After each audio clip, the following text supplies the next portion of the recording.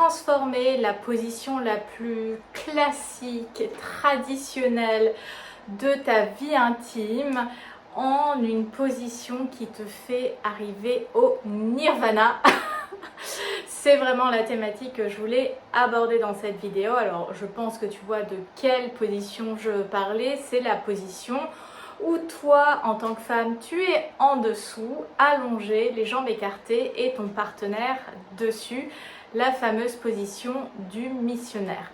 Et dans cette vidéo je veux vraiment te donner les meilleurs conseils pour que cette position qui peut sembler très classique, sans saveur parfois, soit complètement waouh.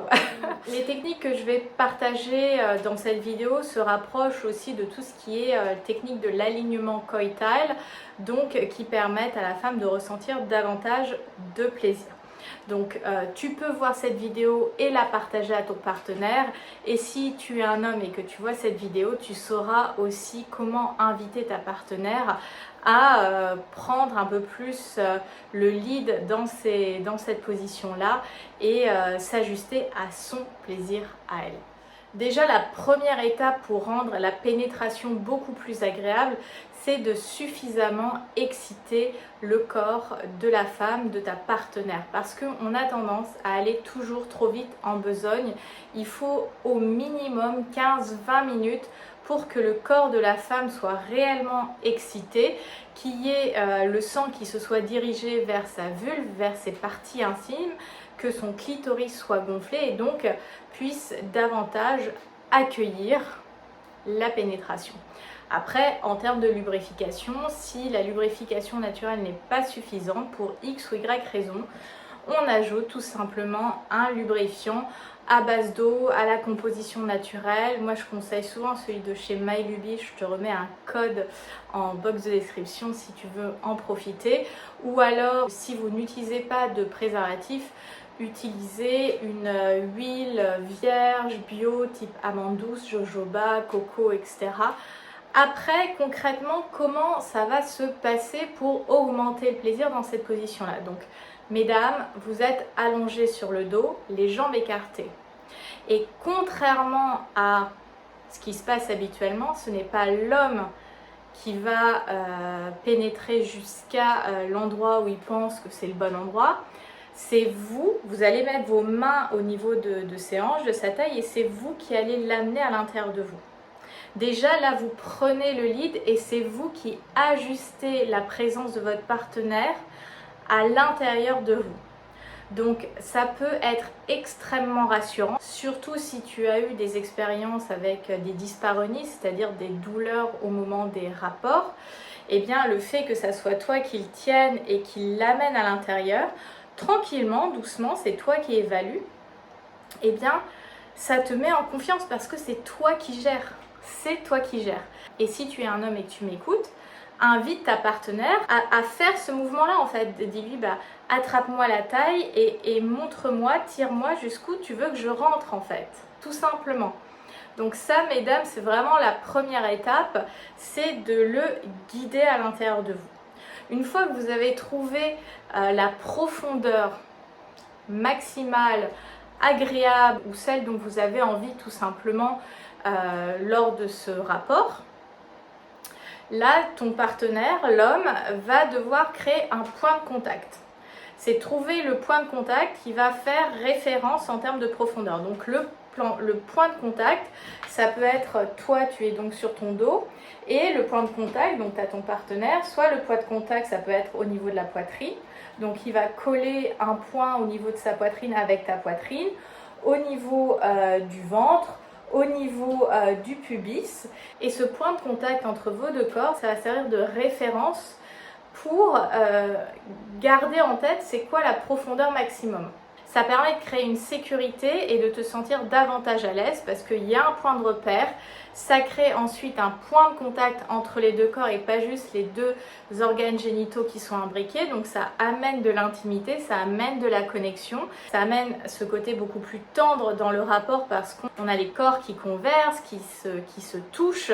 Une fois qu'il y a pénétration ou circlusion comme on dit, à la profondeur à laquelle tu as amené ton partenaire, qu'il y a ce point de contact de repère entre vos deux corps, eh bien ton partenaire peut commencer les mouvements de bassin. Alors on va avoir tendance à faire généralement des mouvements de va-et-vient, donc comme je faisais dans une précédente vidéo, je claquais des mains. Donc on va avoir tendance à faire ces mouvements d'avant en arrière. En tout cas ton partenaire va faire ce mouvement-là.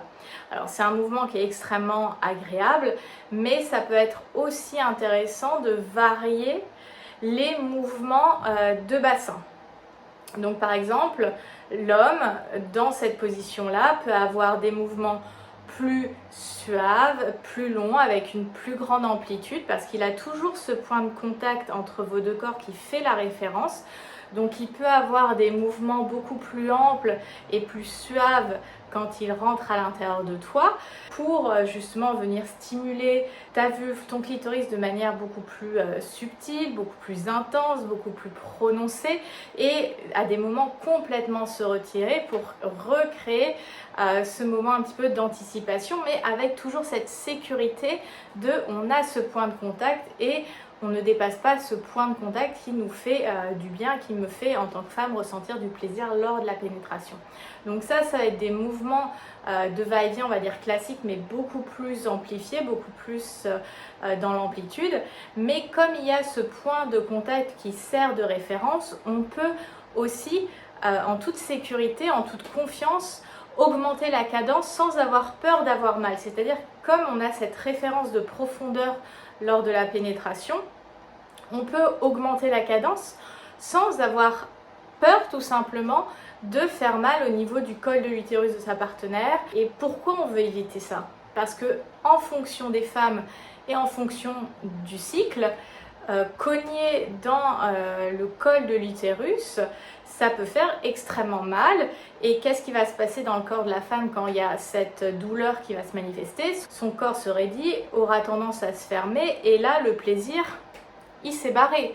Donc c'est pour ça que c'est vraiment intéressant de venir trouver ce point de contact, mesdames, entre vos deux corps avec cette profondeur qui vous convient, parce que effectivement les hommes vont avoir un peu cette tendance toujours à vouloir aller plus profondément, peu importe la taille de leur pénis. Donc d'avoir ces mouvements plus courts, plus intenses, c'est totalement dans un contexte où ça va nous mettre à l'aise parce qu'on sait que ça ne dépassera pas la profondeur qu'on a indiqué à notre partenaire. Donc ça vient nous amener beaucoup plus de détente et de jouer davantage avec les rythmes, les cadences, etc.